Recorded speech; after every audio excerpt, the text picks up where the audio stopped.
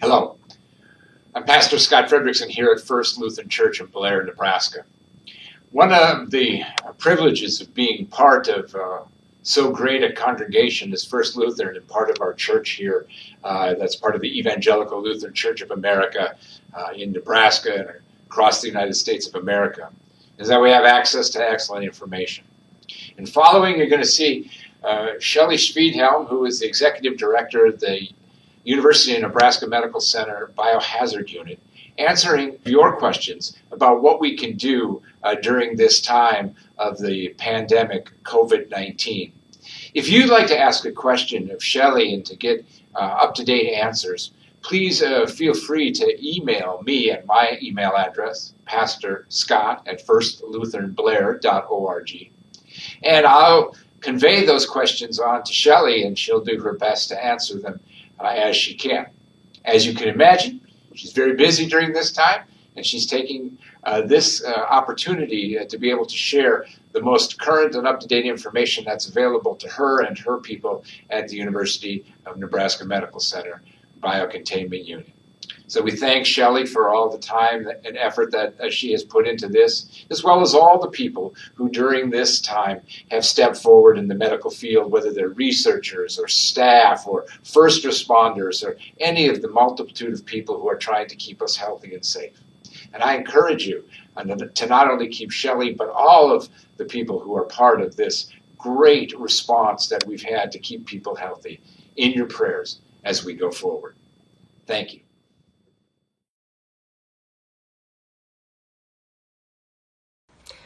Hi friends at First Lutheran, it's Shelley. Good to be back with you again. It seems like forever ago when I got up in front of church and said this thing called the coronavirus was coming. Currently, just to let you know a little bit of the big picture, we have about 116,000 cases in the United States.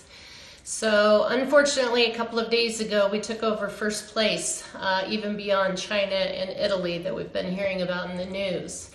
I have some friends in New York City who are really struggling on the front lines, so doing what we can to keep them in a positive frame of mind. But just here at home, I think things are going really well. We're doing a lot to prepare and kind of spending this time between now that we've stopped elective surgical cases, have a little bit of lull in our census, although we are starting to see more and more people who need to be evaluated for possible COVID virus. It is a time of just sort of getting ramped up in all things to be prepared. So here in Nebraska, we have about 82 cases. So we're really doing very well compared to a lot of states around us. So thanks for doing your part.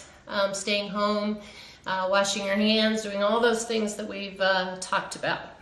So Kevin's going to ask me a few of the questions that were on your mind, and I'll try to give you some answers. So question one is what, Kevin? What's the status of medical supplies, and should people be making masks or something else? Yeah, great question. So right now, we are not encouraging people to make cloth masks. And that's for a couple of reasons. One is that those would require us to launder them, but more importantly, cloth doesn't do what it needs to do to filter this virus. So it isn't the safest thing for us to do right now for our healthcare providers. So we're working on a lot of other strategies that seem to be promising. And our leaders in Washington and all over the U.S. are working hard to get us some additional supplies. So right now we're doing okay here in Nebraska. What's our next question? How will you know this is over? That's a good question. So I think right now in Wuhan, China, we're seeing people start to come out of their homes a little bit. They, of course, were the epicenter to begin with, but it's been almost 2.5 months. So I think we should all just mentally be prepared that this is going to go on for a long time. Some of those individuals that we had from the cruise ship in Japan, they still had virus at 30 days and 40 days, and many of them were feeling quite well at the end. So I think we just don't know enough about this virus yet to really have a good understanding of it. We do know, though, here in Nebraska, there's been a significant number of our cases in the younger age groups, so like 20 to 50. So everyone can get this virus. Some people won't have a lot of symptoms, some people will.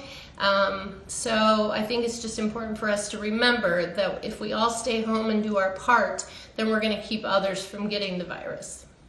What's our next question? What is a dry cough? So, interestingly enough, we're seeing people with a dry cough and a wet cough and just about every cough. So, a dry cough is not necessarily indicative of anything different than a wet cough would be. So, a dry cough would be one, I guess, where you would say there was no phlegm. So, again, a cough is a cough, and we're seeing both productive cough as well as a dry cough as a symptom. Is there a safer way to go to the grocery shop? Okay. So a couple of things. You can now order your groceries online at a few places, so that's a good option, and then they bring them to your car. And then I think the same things hold true today that held true before. If you want to avoid crowds, maybe go at interesting hours, early morning or late in the evening. And definitely wash your hands, use that wipe to wash your cart, and then just keep your distance. That's really the best advice. Is postal mail safe? We've got that question a lot too. So this virus has been known to stay on objects for a period of time. So that might be surfaces, tables, other things. So I think what we would say is that postal mail and packages are probably really relatively safe because they're outside a lot, you know, in the temperature, and aren't necessarily something where it goes from the person with the virus to the person actually receiving the mail. So therefore, if you're worried about it, just good hand washing technique, or you can even wipe it off with one of those antibacterial wipes. But for the most part, it's not a high risk. How about cardboard boxes or letters, I guess? Same thing. I would just say same thing. It's mostly outside a lot, so I think, you know, the virus probably doesn't do well in some conditions, whether it's cold or hot or things like that. So therefore, I think it's got a low risk. But just good hand washing will prevail. Any closing remarks? I don't think so. I think if this format works for you guys, I'm happy to do this every week or two. Things are going okay, like I said. Everybody's really working together, and it's a time of tremendous teamwork and a lot of innovation, which I think has been really good as we work through things in our healthcare environments. I think the communities are also really doing a nice job of working together. So hopefully you'll see that we've got a lot of consistent messages happening. So until next time, thanks. Keep praying.